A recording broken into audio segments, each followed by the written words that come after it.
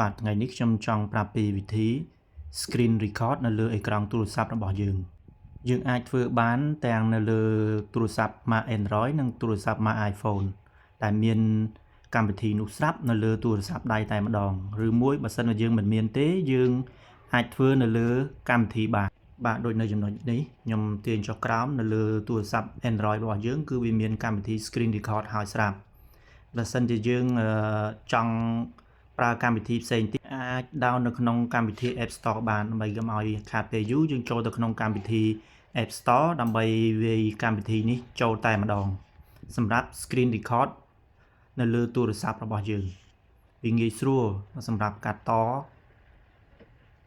និងយកទៅប្រើប្រាស់វីដេអូដែលបងប្អូនចង់បាន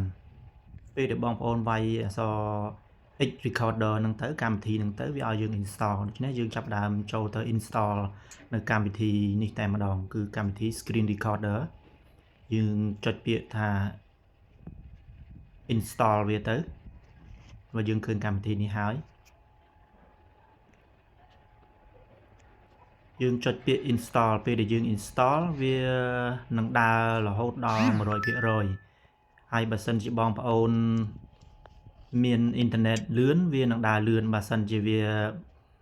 ដើរយឺតវាអាស្រ័យទៅលើអ៊ីនធឺណិតរបស់បងប្អូនដែរ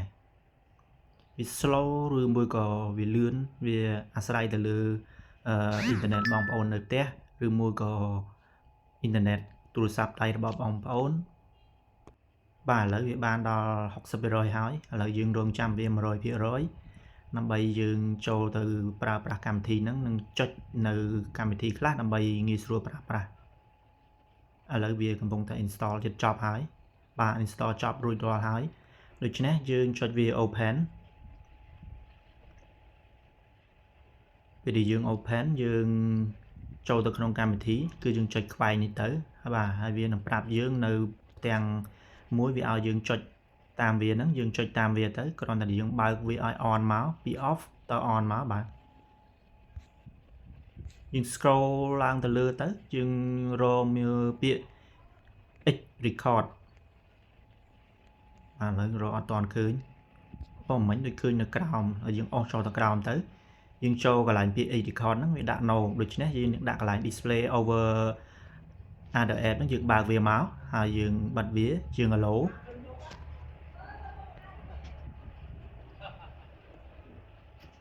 យើងបើកកន្លែង microphone មកហើយយើងចុច start យើងដាក់ថា will using the app ហ្នឹងមកយើង allow វារហូតតែប៉ុណ្្នឹងទៅយើងអាចប្រើប្រាស់នៅកម្មវិធីនេះបានដែរបាទឥឡូវវាកំពុងតែថតហើយកម្មវិធីនេះវាងាយស្រួលត្រង់ថាយើងអាចចូលកម្មវិធីនេះយើងអាចកាត់តយើងក៏ trim កន្លែងណាខាត់កន្លែងណាមួយបានវាងាយស្រួលយើងមិនបាច់ចូលទៅក្នុងកម្មវិធីអីផ្សេងទៀតទេនេះកម្មវិធីនេះគឺយើងអាចកាត់តវីដេអូឬក៏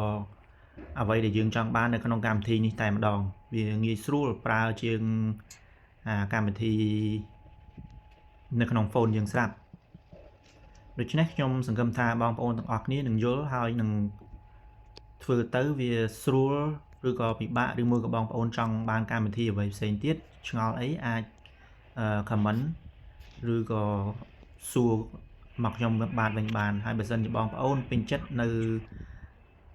វីដេអូនេះសូមបងប្អូនជួយ like share និង subscribe នៅ channel របស់ខ្ញុំបាទដើម្បីឲ្យខ្ញុំបាទមានកម្លាំងចិត្តធ្វើវីដេអូបន្តទៀតបាទសូមអរគុណ